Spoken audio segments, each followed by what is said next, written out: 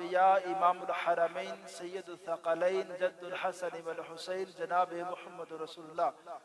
सल्लल्लाहु अलैहि वसल्लम की ज़ात अक़दस व ज़ात तय्यबा पर हज़रात, आज के इस खुतबा जुमा में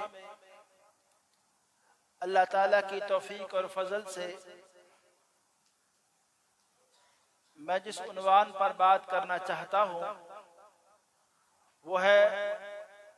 दीनी तालीम हासिल करना जरूरी क्यों है। दीनी तालीम हासिल करने के लिए दो तरह के लोग हैं, दो तबकात हैं, दो गिरोह हैं।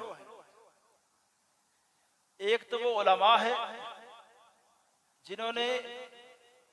दीन के हवाले से जो मालूमात हासिल करना होती हैं वो इस कदर गहराई के साथ